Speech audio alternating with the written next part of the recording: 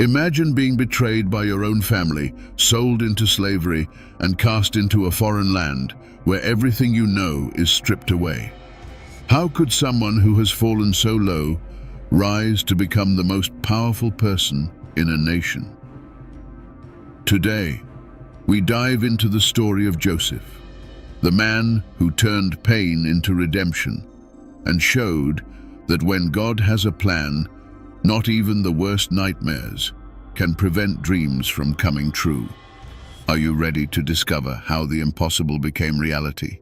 If this story is already touching your heart and you want to learn how Joseph faced each challenge, don't forget to subscribe to the channel and activate the notification bell.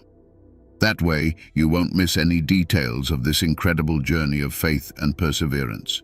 Joseph, Jacob's most beloved son, was a young man who seemed to live with his head in the clouds. His mind was filled with dreams that transported him to realities no one else could comprehend. One night, he had a dream that would echo through eternity. He saw himself in the field, tying bundles of grain. But that wasn't all. The bundles of his brothers bowed down to his, as if recognizing his superiority. This was just the beginning. Soon after, another even stranger dream came to him, where the sun, the moon, and 11 stars bowed in reverence to him. These visions, as powerful as they were mysterious, stirred conflicting feelings in Jacob's household. His brothers, already irritated by their father's favoritism, felt their envy burn even more. Joseph, unaware of the ominous signs in his own dreams, shared these visions with his family, perhaps not imagining what was to come. These dreams were like seeds planted in Joseph's heart, ready to sprout, but they also planted the seed of envy in the hearts of his brothers. The brilliance of Joseph's dreams cast a heavy shadow over his brothers. The envy that burned in their hearts turned into a cruel and relentless decision. Tired of hearing about their younger brother's grand visions, Joseph's brothers began to plot a way to get rid of him. Initially, the plan was simple and dark: kill him and be done with the one who seemed destined to surpass them. But as they discussed, a new idea emerged, laden with irony.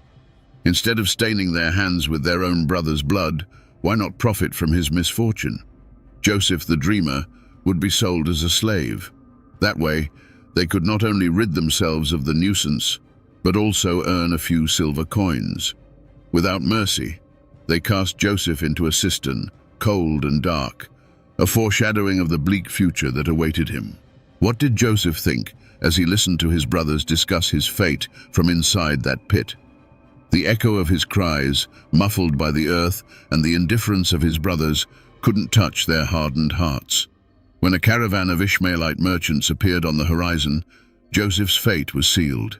He was pulled from the cistern, not to be saved, but to be sold. And so Joseph, the young man with grand dreams, was taken to Egypt as a mere slave.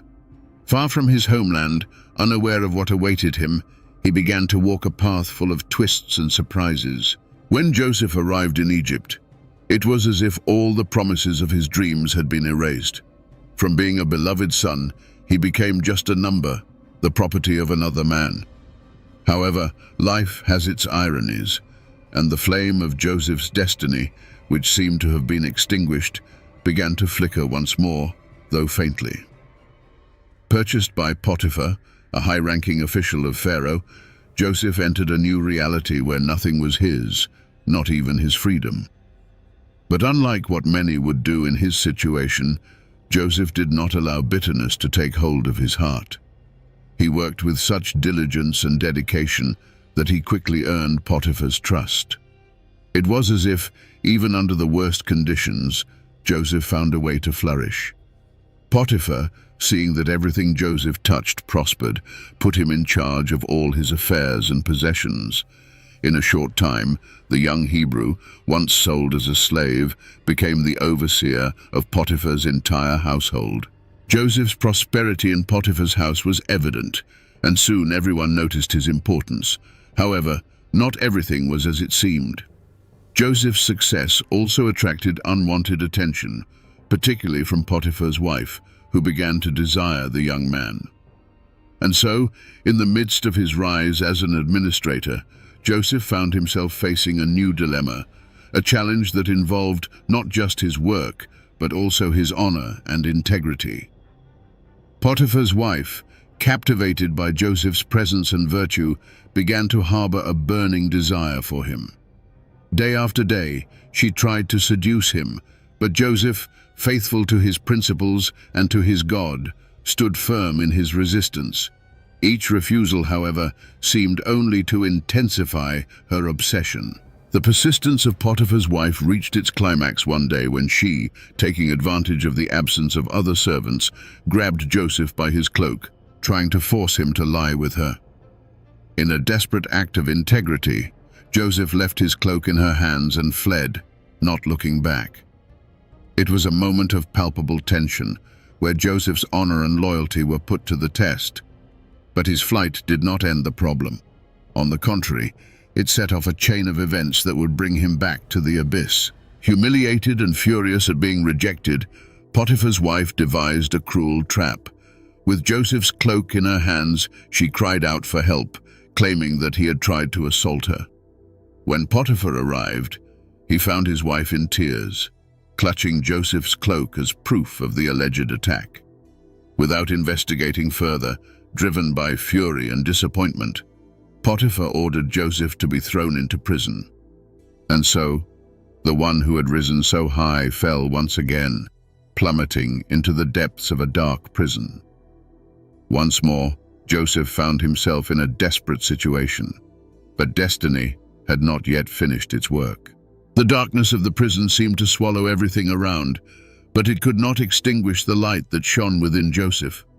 That somber place, where hopes were buried, became a new stage for the resilience of the young Hebrew. Even there, among criminals, Joseph did not lose his sense of purpose. He quickly stood out for his integrity and wisdom, to the point that the chief jailer entrusted him with the management of the other prisoners. It was in this setting that Joseph encountered two men whose faces bore the marks of anguish: the Pharaoh's cupbearer and baker. Both had been thrown into prison, and their distress was not solely due to their captivity, but also to disturbing dreams they had both experienced on the same night. Each of them, tormented by these nocturnal visions, was at a loss as to how to decipher their meanings. With the calmness that seemed to always accompany him, Joseph listened carefully to the descriptions of their dreams. The cupbearer dreamed of a vine that blossomed before him, whose grapes he squeezed into Pharaoh's cup. The baker, on the other hand, dreamed of baskets of bread on his head, which birds were eating. Joseph, with the wisdom given by God, interpreted the dreams. The cupbearer would be restored to his position in 3 days, while the baker would be executed. Joseph's words, ominous for one and hopeful for the other, soon came to pass, confirming that even in the darkness of the prison, Joseph's destiny was far from ordinary. Despite the accuracy of his interpretations, Joseph remained in prison for another 2 years, forgotten by the cupbearer who had promised to speak of him to Pharaoh. During this time, the sense of abandonment could have crushed anyone. But Joseph, like a tree that withstands a prolonged drought, maintained his faith and patience. He knew that his destiny had yet to unfold. For 2 long years, Joseph continued to live in this endless waiting, each day a test of his patience and faith. Like a tree that bends under the weight of snow but does not break, Joseph endured, sustained by the hope that, somehow, his gifts would not be in vain. The environment of the prison, which could easily have hardened his heart, did not extinguish the light of his soul. Joseph continued to do what he could, even in that place forgotten by all, but deep down he knew that there was still something more reserved for him, something that would justify all those years of pain and waiting. One night, Pharaoh had disturbing dreams that no one in his kingdom could interpret. He saw 7 fat cows being devoured by 7 thin cows, and 7 full ears of grain being consumed by 7 withered ears. None of Egypt's wise men could unravel the meaning, until the cupbearer finally remembered Joseph, the young Hebrew who had interpreted his own dreams with unsettling accuracy. With this sudden recollection, the cupbearer rushed to Pharaoh and told him about the prisoner who possessed the gift of interpreting dreams. Without wasting any time, Pharaoh ordered that Joseph be brought immediately to his presence. From the darkness of the prison, Joseph was hastily taken out. His prisoner's clothes were exchanged for more dignified garments, and he found himself standing before the most powerful man in Egypt. With humility and the wisdom that had accompanied him at every stage of his life, Joseph listened intently to Pharaoh's dreams. He explained that the visions were a forewarning of 7 years of abundance, followed by 7 years of devastating famine. In addition to interpreting the dreams, Joseph proposed a plan to save Egypt from the impending crisis. The silence that filled the room after Joseph's words was heavy, as if even the air was reflecting on the magnitude of the interpretation given to Pharaoh. The king, impressed not only by the clarity of the interpretation, but by the audacity of the proposed plan, rose and looked at his advisors. None of them had a solution. None of them possessed the vision and wisdom that this young Hebrew, brought from the depths of a prison, had just demonstrated. "Is there anyone wiser and more capable than this man?" Pharaoh asked aloud, his words echoing through the hall. There was no response. Everyone there knew that, in that moment, Joseph's destiny was being sealed in an unimaginable way.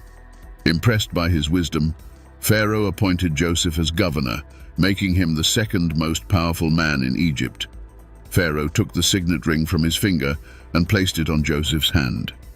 He dressed him in fine linen robes and put a gold chain around his neck, symbols of his newfound power.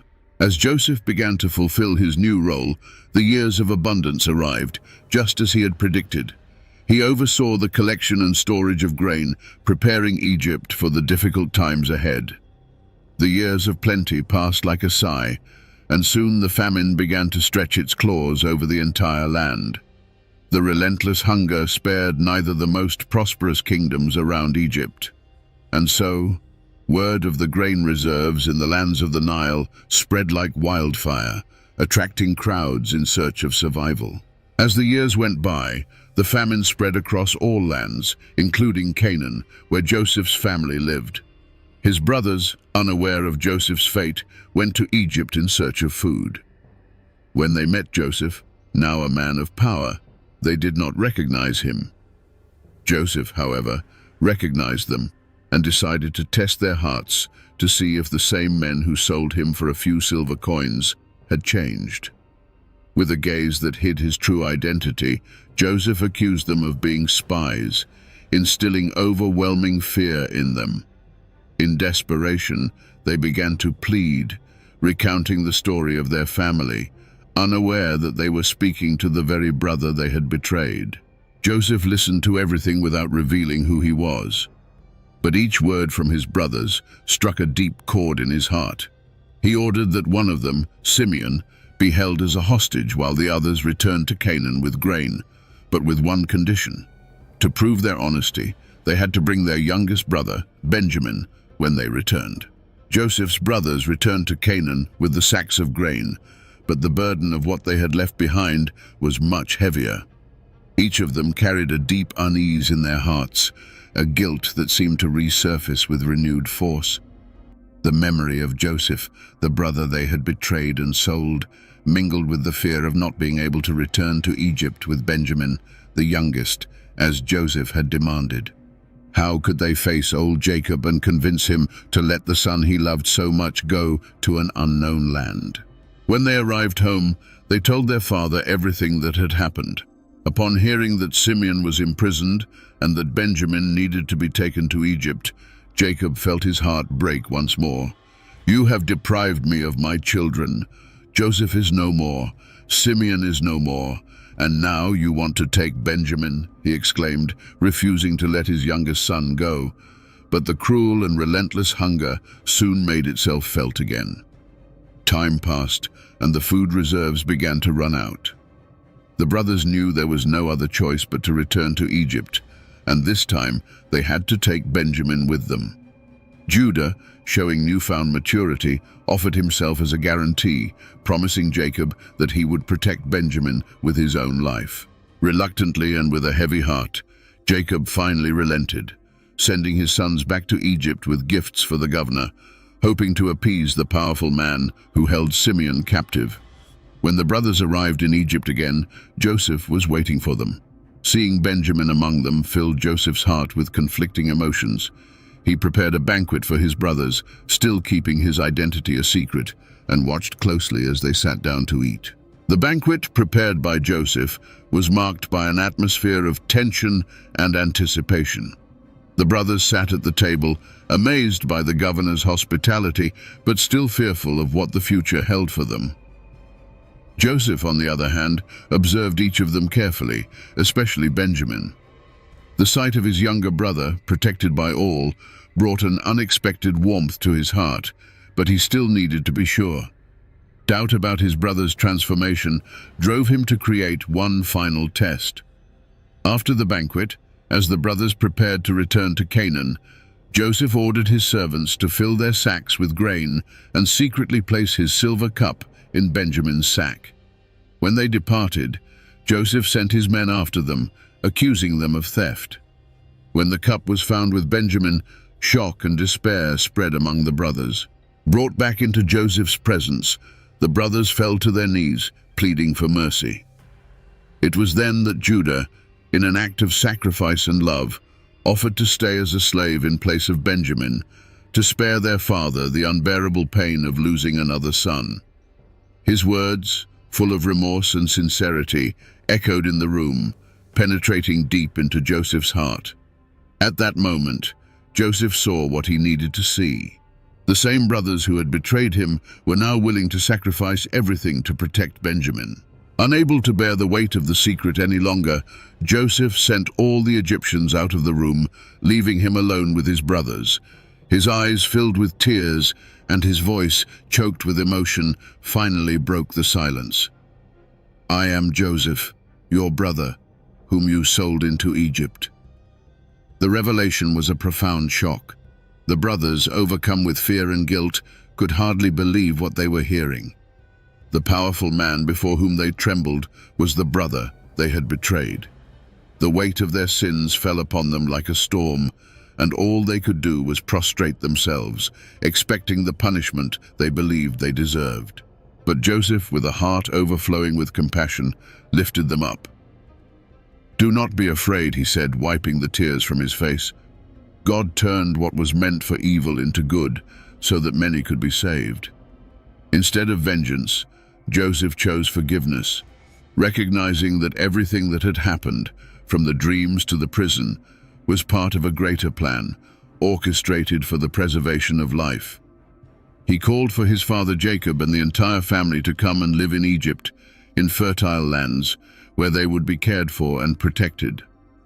In this final act, Joseph showed that true power does not lie in wealth or titles, but in the ability to forgive and turn pain into redemption. Joseph's story reminds us that even in the darkest moments, there is a greater purpose at work. Suffering and trials can be the paths God uses to shape our hearts and prepare us for something great. And above all, forgiveness has the power to transform lives, heal wounds, and restore relationships that seemed lost forever.